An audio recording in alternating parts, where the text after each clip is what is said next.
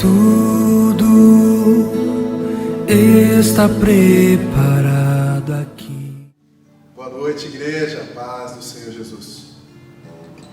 Nós estamos mais um domingo, mais uma vez aqui para louvar ao Senhor, agradecer o nome dEle e trazer umas músicas que atinjam os seus lares e as suas vidas principalmente. E eu queria compartilhar um texto com os irmãos, está em Atos 2, do versículo 1 ao 4.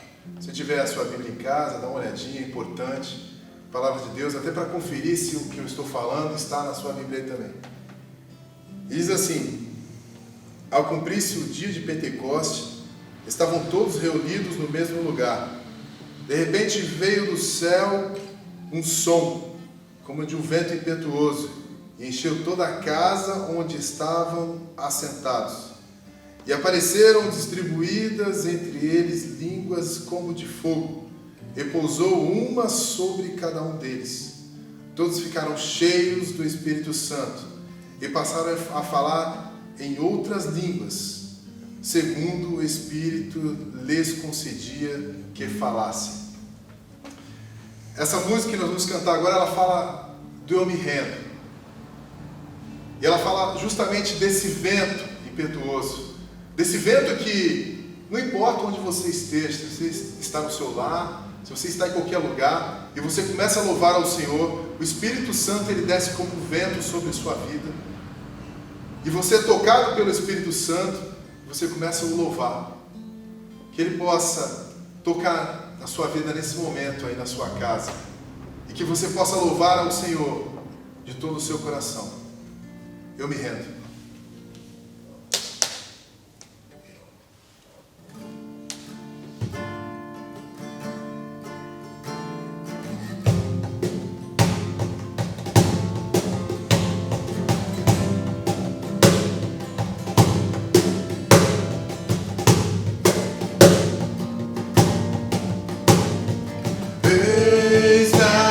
Aqui prostrado outra vez, pra tudo entregar,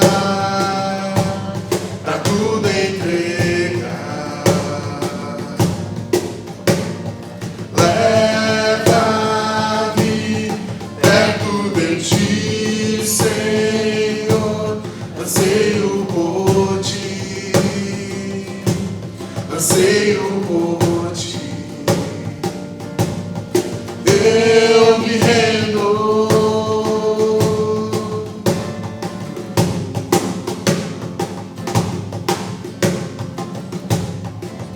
Enche os dedos.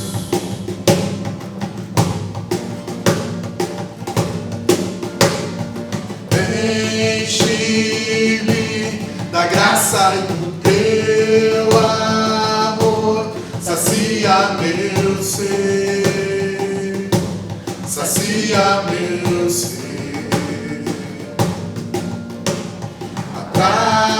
Abraça-me, ouve o meu clamor, fala pra mim, fala pra mim. Eu me rendo, eu me rendo,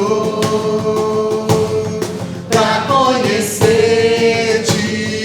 mais, pra conhecer-te mais.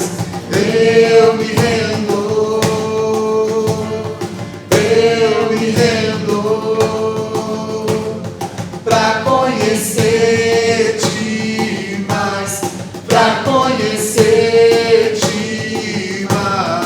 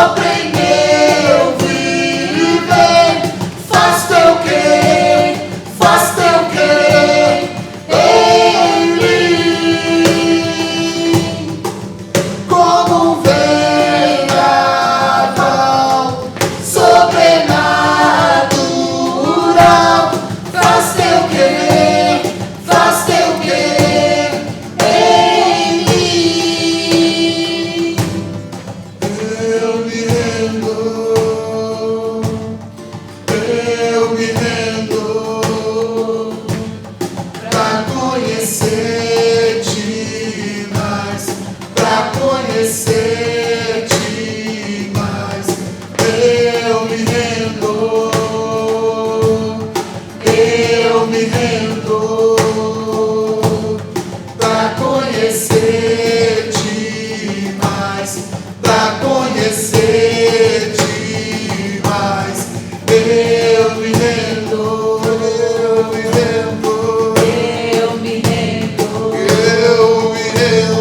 pra conhecer-te mais, pra conhecer-te mais. Eu me rendo,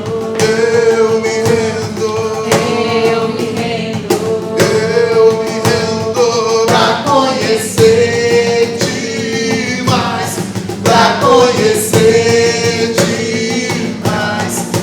Vento de poder, sopra em meu viver, faz teu querer em mim. Como um vendaval sobrenatural, faz teu querer em mim. Faz teu querer em mim. Faz teu querer em mim. Eu me rendo.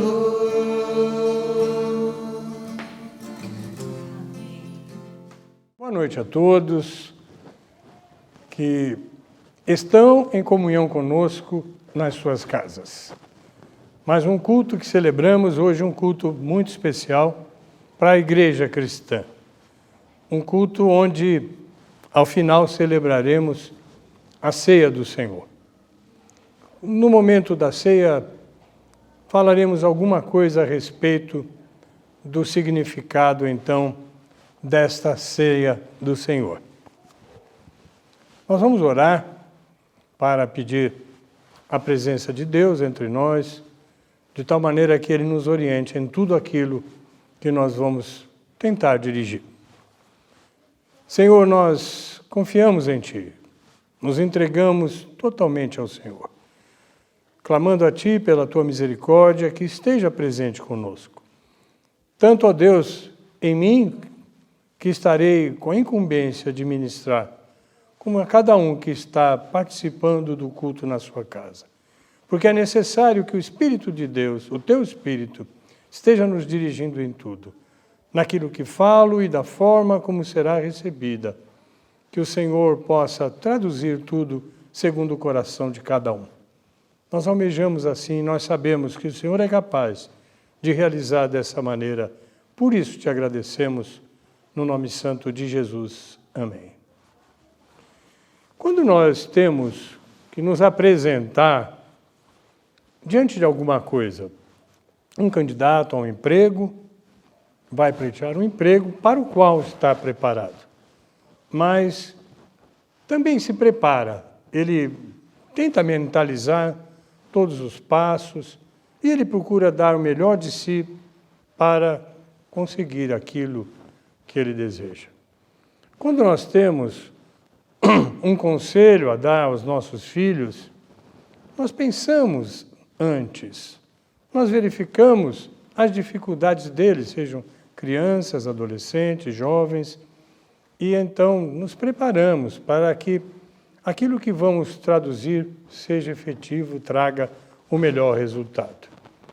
E quando nós estamos então nos preparando, como hoje, eu resolvi chamar essa meditação de hoje, preparados para a comunhão. Devemos estar preparados para entrar em comunhão com Deus, através do seu Filho, através de Jesus Cristo. Ele já está presente entre nós, nos dirigirá em tudo e se alegrará com aquilo que nós vamos prestar a Ele. E eu então pensei em alguém que, mesmo antes de ser rei, formulou propósitos diante de Deus. Nós vamos pensar no rei Davi. O rei Davi, já tendo a unção de Samuel sobre a sua vida para se tornar rei, no entanto, ele ainda não estava de posse do reino. Mas ele já tinha o seu coração voltado para Deus, para que então ele pudesse estar preparado e fazer aquilo que Deus esperava dele. Nós vamos pensar um pouco nisso nessa noite, e eu convido então a todos para estar nos acompanhando no Salmo 101. Nós vamos ler inicialmente os versículos 1 até o versículo 4, onde lemos assim: Cantarei a misericórdia e o juízo, a ti, Senhor, cantarei. Portar-me-ei com inteligência no caminho reto. Quando virás a mim, andarei em minha casa com um coração sincero. Não porei coisa má diante dos meus olhos. Odeio a obra daqueles que se desviam. Não se me pegará a mim. Um coração perverso se apartará de mim. Não conhecerei o homem mau. Veja o que Davi está propondo no seu coração, mesmo antes de assumir definitivamente o reino. Nós vemos que logo no primeiro versículo, ele canta a respeito de algo que está em Deus, que pertence a Deus, uma virtude, uma qualidade do Deus Altíssimo, e que ele almeja para o seu reinado, a misericórdia e o juízo, que podem ser traduzidos também como o amor e a equidade. Qualidades que só pertencem na sua totalidade ao Deus Altíssimo. Na perfeição, essas qualidades estão em Deus. Mas Davi almeja e nós devemos almejar. É nosso pedido a Deus também podermos ter uma vida sendo desempenhada em amor e equidade. Seu objetivo é a nação de Israel. Ele quer ser um bom rei. Ele deseja ser um rei que traga bênção para a nação e nunca maldição. Porque ele conhecia a palavra e dizia que conforme o povo andasse, haveria a bênção ou a maldição. Claro que ele escolheria a bênção, trazer sempre a bênção para o povo de Israel.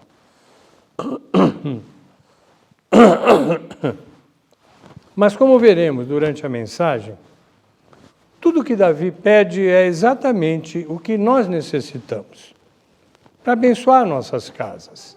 Hoje nós estamos vivendo um momento onde a casa é importante. Nós estamos aprendendo que o nosso lar é o centro realmente da nossa vida. E nós desejamos ter de Deus inspiração, ter as qualidades que possam então trazer para a nossa casa, para a nossa igreja, para a sociedade, para a nossa nação, trazer coisas boas. Nós não desejamos trazer coisas ruins, mas desejamos trazer coisas boas. No versículo 3, ele relembra o que Deus recomendava a Moisés, para que andasse com Deus e seguisse os caminhos retos do Senhor. Ele já fizera isso também lá com Abraão. Quando chama Abraão para dele constituir uma nação, ele pede a Abraão: anda nos meus caminhos, anda nos caminhos retos do Senhor, e você trará bênção para a tua nação e abençoará, por fim, toda a terra. Quando ele pergunta assim: quando virás a mim? Davi está perguntando. Ele reconhece que em todo o tempo precisava de ajuda do Senhor para ser o rei que ele estava almejando ser. Ele queria ter qualidades, ele queria ter inteligência para poder se portar como rei, mas ele sabia perfeitamente que isso não seria suficiente, que era preciso algo mais que viesse da companhia do Senhor diante do seu reinado. Quando Davi fala, não porei coisa má diante dos meus olhos, ele está usando uma expressão costumeira do Antigo Testamento, quando diz que o coração das pessoas é quase que reprodução daquilo que os olhos veem. Onde nós colocamos nossos olhos, onde nós almejamos alcançar, isso entra no nosso coração e faz toda a diferença.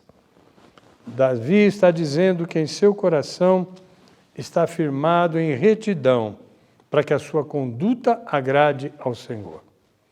Porque ele sabia que se agradasse a Deus, tudo que ele faria prosperaria e daria então, resultaria em bênção para a nação. Que pedido maravilhoso para nós fazermos no nosso tempo. Sempre que andarmos em retidão com o Senhor, estaremos preparando para recebermos as bênçãos do Senhor para nós e para nossa casa. Em seguida, Davi expressa o desejo de se afastar de homens maus, perversos.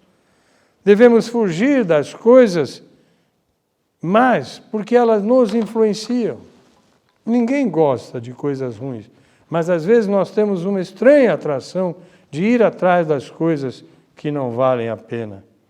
Pessoas rebeldes ao Senhor nunca serão boas companhias para quem ama a Deus. Nós devemos amá-las. Nós não podemos isolá-las, tirá-las da nossa vida. No entanto, os seus caminhos não são os nossos bons caminhos. Nós devemos escolher bons caminhos para que Deus, então, traga bons resultados também para a nossa vida. Quero ler, então, agora até o final do Salmo, mais 4 versículos. Aquele que murmura do seu próximo, às escondidas, eu o destruirei. Aquele que tem olhar altivo e coração soberbo, não suportarei. Os meus olhos estarão sobre os fiéis da terra, para que se assentem comigo. O que anda num caminho reto, esse me servirá. O que usa de engano não ficará dentro da minha casa. O que fala mentiras não estará firme perante os meus olhos. Pela manhã destruirei todos os ímpios da terra, para desarraigar da cidade do Senhor todos os que praticam a iniquidade. Eu acho incrível esse termo, pela manhã destruirei todos os meus inimigos. Isso não significa que ele sairia matando os seus inimigos. Isso não significa que, trazendo para nós também saiamos liquidando com os nossos inimigos. Mas simplesmente nós os tiramos da nossa mente. Nós oramos a Deus dizendo: Senhor, repreenda todo o mal que se nomeia contra mim, contra a minha casa. Eu espero do Senhor que estas coisas não cheguem a mim. Logo pela manhã devemos fazer isso. Eu costumo orar pela manhã, esse é o dia que fez o Senhor. Alegremos-nos e regozijemos-nos nele. E em seguida peço a Deus: Senhor, desvia de mim o homem mau, desvia de mim o meu próprio intenção mal. Se eu vier ao meu coração alguma coisa má, Senhor, por favor, tira de mim isto que possa prejudicar a minha vida. Davi passa a dizer a respeito de como constituirá sua corte, seus assessores, aqueles que o ajudarão a implantar os planos de Deus em Israel. É como um governo, agora aqui terreno, uma prefeitura que escolhe seus secretários, um governador do estado que escolhe o seu corpo de secretariado, um presidente que escolhe seus ministros e todas as demais coisas. O bom é que sejam escolhidas pessoas ideais para cada coisa. E quando se fala do reino espiritual, porque Israel não era só um reino terreno, ele era também uma nação escolhida para ser povo de Deus. Ele devia ser dirigido por Deus. Ele precisaria que os homens que andassem junto ao rei fossem tementes a Deus, fazendo a vontade do Senhor. E ele diz assim: a calúnia é impensável. Não quero ninguém que seja aqui caluniador. Os olhos altivos e o coração soberbo não servem para ser meus assessores, não serão nomeados. Por quê? Porque eles iriam perverter o dinheiro dos pobres, daqueles que mais necessitam. Governos humanos são constituídos, sobretudo, para as pessoas que têm mais necessidade. É assim que devemos ser. Ao seu lado, sentarão os que são fiéis ao Senhor seu Deus. Juntos traçarão para Israel os caminhos reais, retos, que levam à prosperidade. Não aquela prosperidade de enriquecer os dirigentes e empobrecer os povos.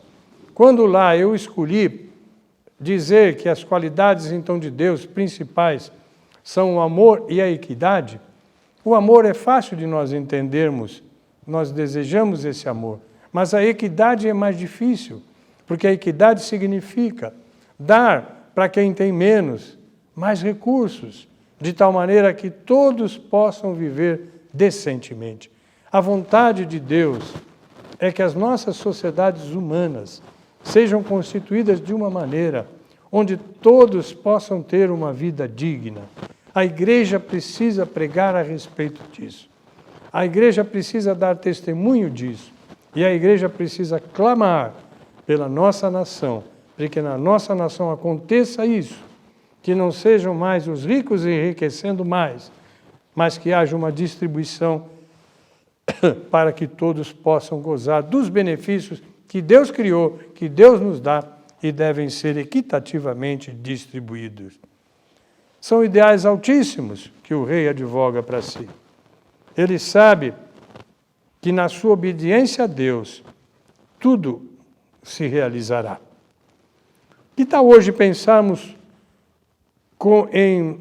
em como esses mesmos ideais podem trazer bênçãos às nossas casas? Como temos orado ao Senhor, pedindo a Ele que nos conceda tudo aquilo que nós achamos que nós precisamos, que nós pretendemos? Será essa a postura mais correta? Não seria melhor nós orarmos para que Ele esteja conosco, para que trilhemos caminhos retos, que aprendamos dele os nossos verdadeiros caminhos, de tal maneira que conquistemos tudo aquilo que Ele tem preparado para nós. Você acredita que Deus tem caminhos bons preparados para você? Eu creio que Deus tem bons caminhos preparados para mim. Eu penso que cada um de nós que tem a responsabilidade de ter a liderança de uma casa deve pensar assim: Deus tem bons caminhos para mim. No entanto, eu preciso andar nos seus caminhos. Lá em 1 João, capítulo 5, versículo 6. E essa é a confiança que temos nele, que se pedirmos alguma coisa segundo a sua vontade, ele nos ouve. E se sabemos que nos ouve em tudo o que pedimos, sabemos que alcançamos as petições que lhe fizermos.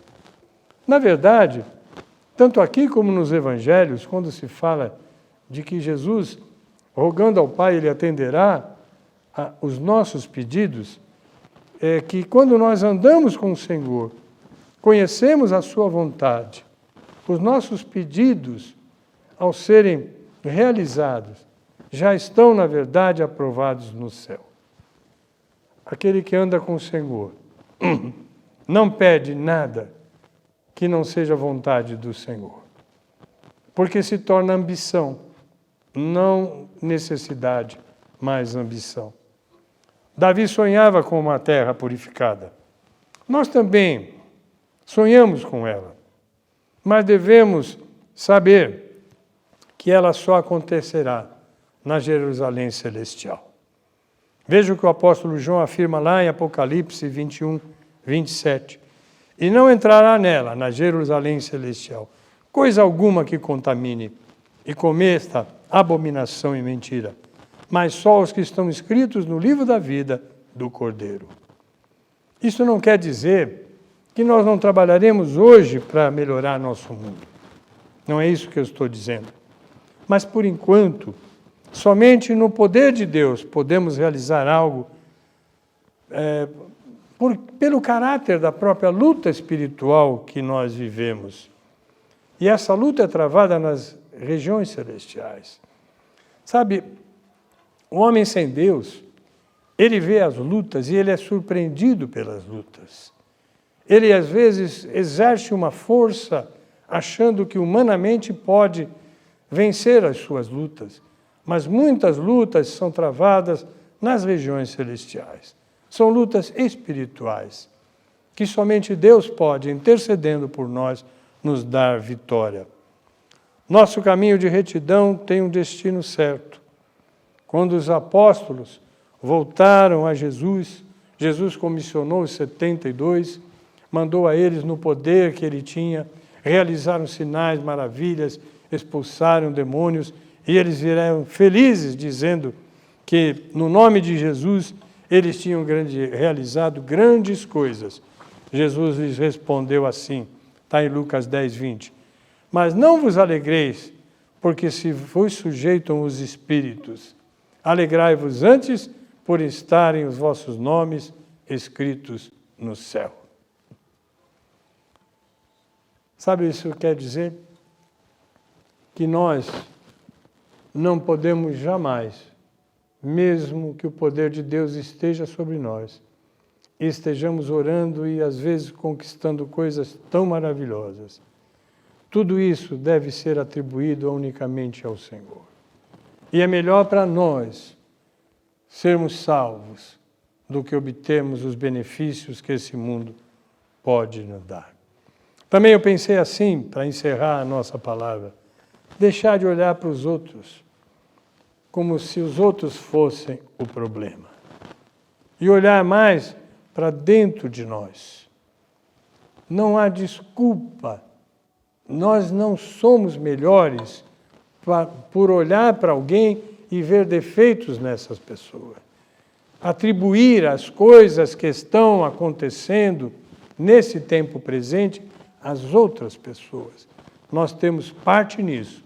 Nós precisamos ser retos perante o Senhor, orar a Ele e, através de demonstrar a nossa prontidão diante do Senhor, sermos, então, exemplos para que todos possam ganhar os benefícios do Senhor.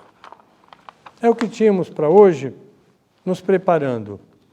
Queremos ser retos. Vamos participar de um momento onde queremos nos santificar perante o Senhor, para poder participar com consagração.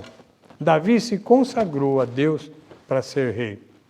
Eu quero me consagrar para ser chefe da minha casa. Quero me consagrar para ser pastor. Quero me consagrar para ser amigo das pessoas, porque amigo faz bem, nunca faz o mal. Vamos orar. Senhor, nós te agradecemos pela tua palavra. Te agradecemos por esse salmo bendito que o rei Davi escreveu, colocando o seu coração perante o Senhor e desejando que o Senhor o preparasse para ser bênção para a sua nação. Nós te pedimos, queremos ser bênção na nossa casa, na nossa igreja, na sociedade que vivemos e na nossa nação. Nos ajuda. Em nome de Jesus nós clamamos. Amém. Nós vamos então ouvir um cântico. É bom sempre meditarmos na palavra, louvando a Deus. Vamos ouvir um louvor pela banda Maranata e voltaremos então na celebração da ceia do Senhor.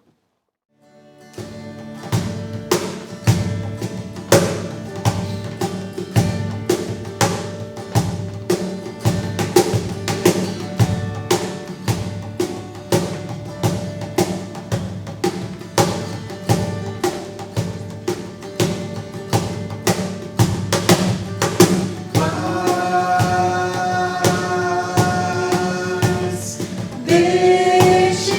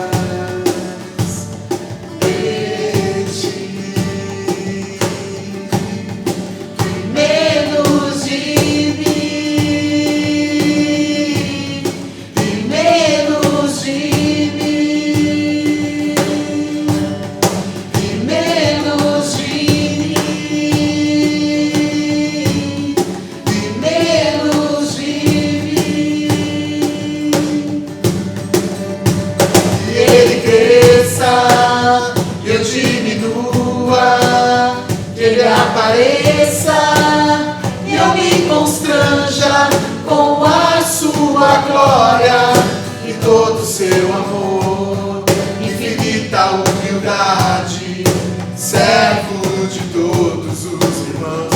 Que Ele cresça e eu diminua, que Ele apareça e eu me constranja com a sua glória e todo o seu amor, infinita humildade, servos de todos os irmãos.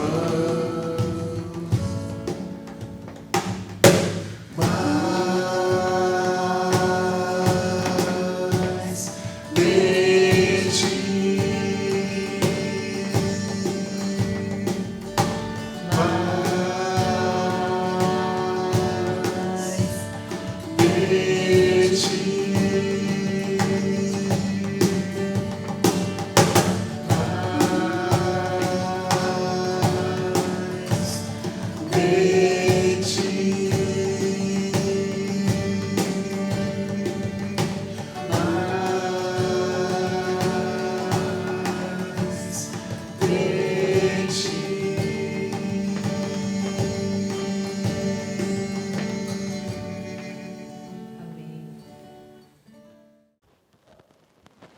Aqui estamos, então, perante a mesa do Senhor. Por que dizemos que é a mesa do Senhor? Porque é a mesa que nós relembramos do Senhor. E Ele é presente. E nós vamos mostrar de que forma Jesus é presente em nosso meio nessa noite. Eu quero usar, para introduzir a ceia, um texto do apóstolo Paulo, onde ele recomenda à igreja lá em Corinto como ela deve celebrar a ceia do Senhor. E ele diz o seguinte: porque eu recebi do Senhor o que também vos ensinei, que o Senhor Jesus, na noite em que foi traído, tomou o pão e, tendo dado graças, o partiu e disse: tomai e comei, isso é o meu corpo que é partido por vós. Fazei isto em memória de mim. De forma semelhante, depois de cear, tomou o cálice, dizendo: este cálice é o novo testamento no meu sangue. Fazei isso todas as vezes que beberdes, em memória de mim. Porque todas as vezes que comerdes este pão e beberdes este cálice, anunciais a morte do Senhor até que venha. A ceia do Senhor é a celebração da presença de Deus em nosso meio, trazendo-nos a comunhão com o Pai e uns com os outros. É isso que a ceia faz. Ela nos leva, através de Cristo, à comunhão com o Pai, verticalmente e horizontalmente, porque todos estamos participando juntos, no mesmo momento, adorando o Senhor, relembrando o seu sacrifício, para que nos desse vida. Cristo, ao se oferecer por nós, tinha uma natureza humana, mas nunca deixou de ter também a natureza divina. Ele precisava ter a natureza humana para que, como homem, se oferecesse em nosso lugar, mas não deixou de ter a natureza divina, espiritual. O corpo de Cristo subiu aos céus. Os discípulos viram o anúncio dos anjos subindo, Jesus voltando para o Pai, mas a sua presença divina permanece conosco. Nossa fé não está nas coisas visíveis. Não é porque eu vou participar de um pão ou de um cálice que nestas coisas se realizarão coisas. Mas as coisas visíveis nos trazem algo invisível, que é a presença espiritual, divina. Jesus não pode mais estar conosco com o seu corpo. Se diz desse corpo que ele está à destra de Deus. Ele está voltou à sua posição de glória, de onde intercede por nós, mas está presente divinamente o ser divino de Jesus permanece entre nós.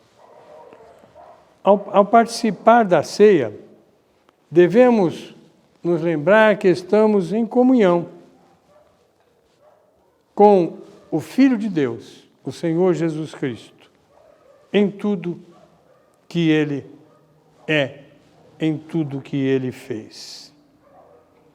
Como Ele nunca se separou da sua natureza humana, Ele continua compreendendo a nossa imperfeição, a nossa fraqueza, tudo aquilo que nós desejamos colocar perante o Pai, dizendo: Senhor, em tal área eu tenho sido tão mal sucedido, eu não tenho conseguido ter alegria em algumas coisas fundamentais. Então, sempre esse é um momento muito especial de nós abrirmos o nosso coração, porque o Senhor que está conosco espiritualmente, e que um dia voltará a estar fisicamente para uma celebração eterna, nunca mais deixaremos de ter a presença viva do Senhor Jesus Cristo.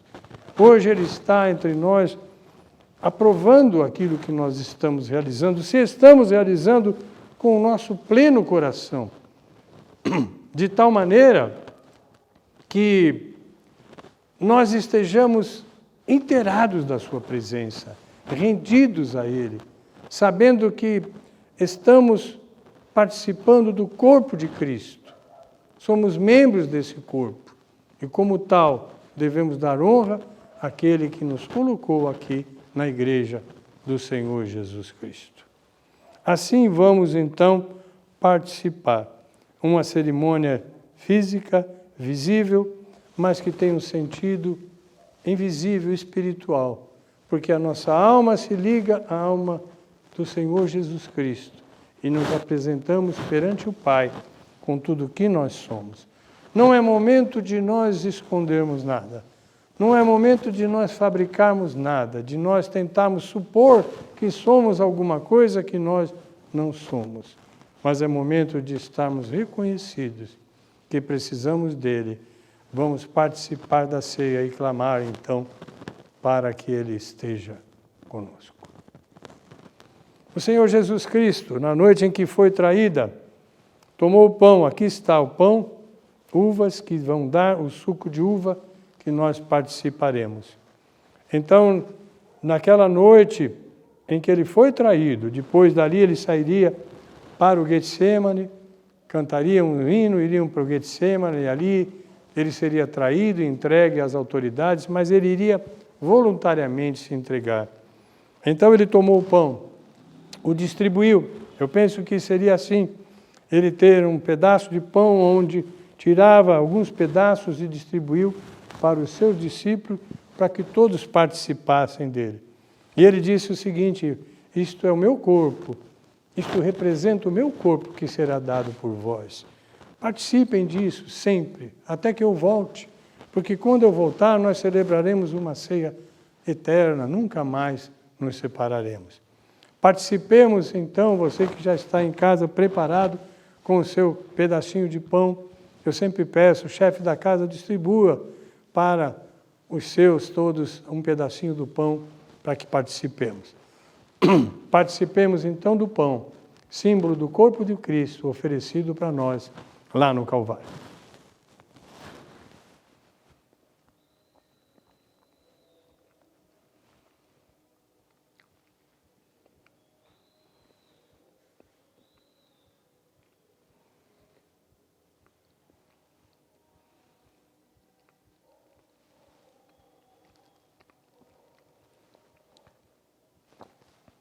Obrigado, Senhor, porque a Tua palavra nos diz que o Senhor nos amou até o fim, que o Senhor não se deteve naquele caminho tão terrível, não desistiu e foi até o fim para dar a sua vida por nós, para que nós, na Tua morte, tivéssemos vida. Obrigado, Senhor, nos abençoa. Da mesma forma, o Senhor Jesus Cristo, tomando o vinho, o suco de uva, ele o distribuiu entre todos.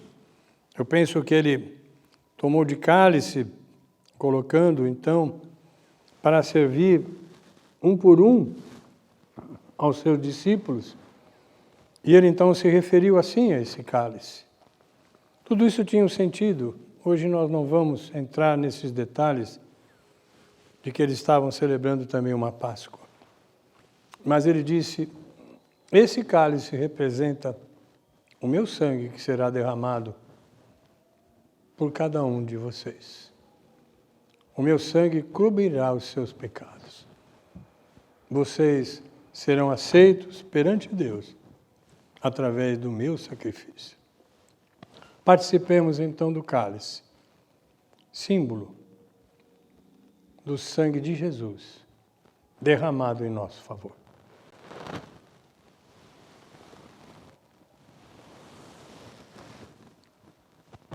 Obrigado, Senhor, pelo teu perdão. Nós sentimos claramente que há uma paz em nós e que essa paz não tem entendimento nas coisas desse mundo, mas somente tem entendimento na vida que o Senhor nos deu. Obrigado, Senhor, por ser tão misericordioso para com as nossas vidas. Amém. Nós vamos ministrar então a bênção apostólica. Receba aí com as suas mãos voltadas para os céus, na sua casa, a bênção que Deus quer dar. Deus quer ser favorável a cada um de nós. Deus quer entrar na nossa casa e transformar tudo o que precisa ser transformado. E mais do que querer, Ele tem poder para realizar isso. Creia nisso. Entregue ao Senhor as coisas pelas quais você tem lutado e não tem obtido a vitória. O Senhor é poderoso para te dar essa vitória. Que o amor de Deus, o nosso eterno Pai, que a graça do nosso Senhor e Salvador Jesus Cristo, e que a comunhão, a consolação e a alegria do Espírito Santo de Deus estejam com todos vós e com todo o povo de Deus na face da terra. Amém. Ainda deixaremos um cântico, um louvor, para nos regozijarmos desse momento de comunhão que tivemos com o Senhor. Porque Ele vive, posso crer no amanhã, porque Ele vive, temor não há,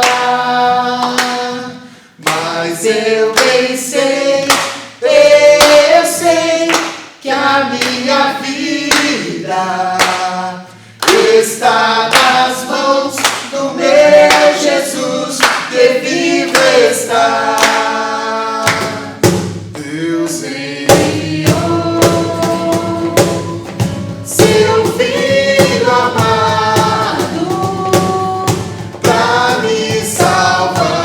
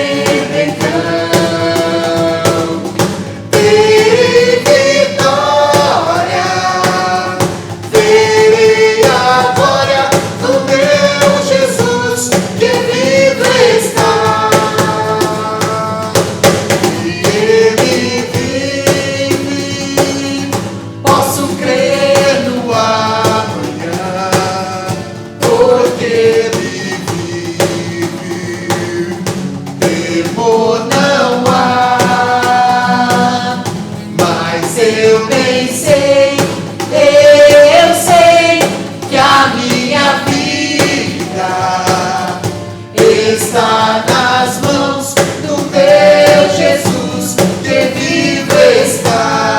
Porque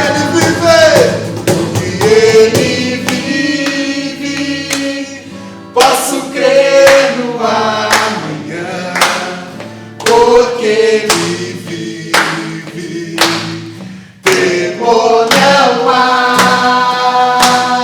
mas eu bem sei, eu sei que a minha vida está nas mãos do meu Jesus, que vivo está.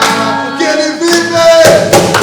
ele vive, posso crer no amanhã, porque ele vive, temor não há, mas eu bem sei, eu sei que a minha vida está nas mãos do meu Jesus, que vivo está. Está nas mãos do meu Jesus, que vivo está. Está nas mãos do meu Jesus, que vivo está.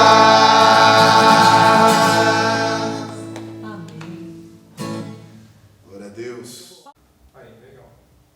E hoje, domingo especial do Dia das Mães, nós da Banda Maranata queremos deixar uma mensagem para vocês, mamães. Vamos lá, galera? Feliz Dia das Mães!